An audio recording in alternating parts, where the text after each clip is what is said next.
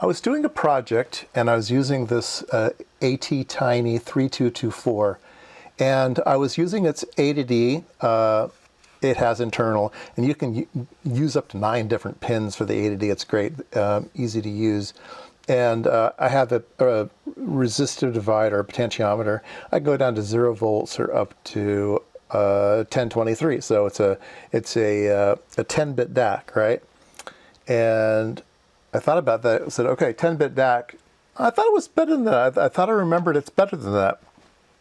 I went and got the data sheet for the 3224, and it says it's got a 12-bit A to D. I'm like, well, that's not 12 bits. I read it, and all I get is 1023 out of it. That's only 10 bits. I want 12 bits. And then I figured, well, there must be some kind of weird option I don't know about, and that sent me down a rabbit hole. So here's my program, and I'm going to talk about the A to D, a voltage reference, and then how to do 10 or 12 bits. So the first thing you need to know is that for your A to D to be accurate, it needs to have a voltage reference. And there's this command called analog reference, and you can tell it which reference you want. Now, if you don't have that in your code, by default, it uses the VCC as its upper reference. So 1023 is equal to 5 volts, right? Or whatever your voltage rail is. Well, guess what? Your voltage rail changes, especially if it's a battery application. And guess what?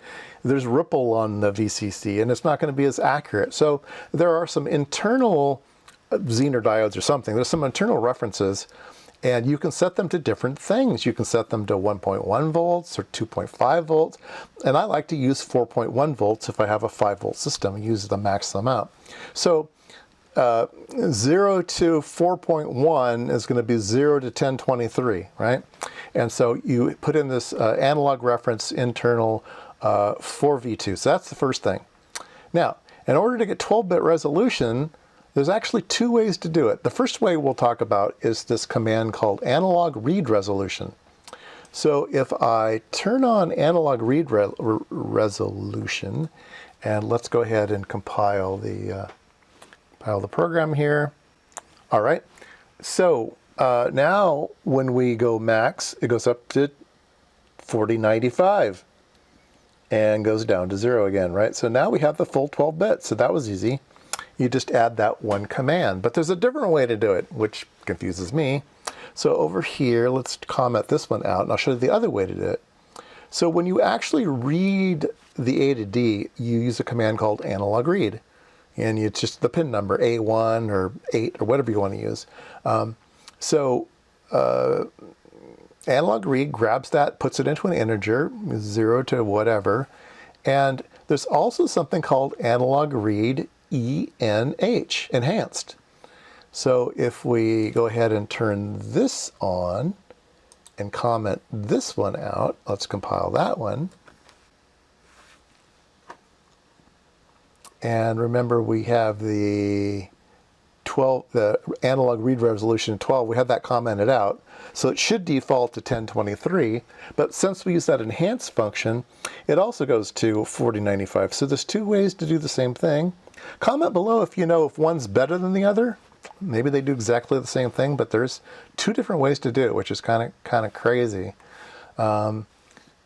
I guess analog enhanced does as much as you can. It seems like some of the chips can do better than 12. Not this particular chip, but other families can do maybe better than 12 on a good day. I don't know. The documentation is kind of weird on this thing. The other thing I could mention while I'm here is just instead of using a command like this, where it's just print the number, I like to print strings. That way you can make sure they're justified left to right, make sure that the number of decimal places you like, make sure it's not flickering, just make sure it's nicer. Don't print numbers, print strings. So I use this function here, D2STRF. So it's data to string floating. So it's a floating string. You put in the number you want to convert, and then you say, I want 5 digits and 0, it's 5.0, right? Other programs, it would be like 5.0. So this is like 5.0 with the data string. If I said something like 4.1, let's compile that.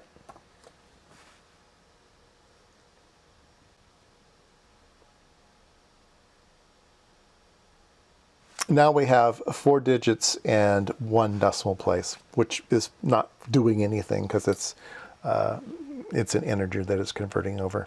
But anyway, it helps a lot in making sure that your display looks nice. All right, just a quick video for the day.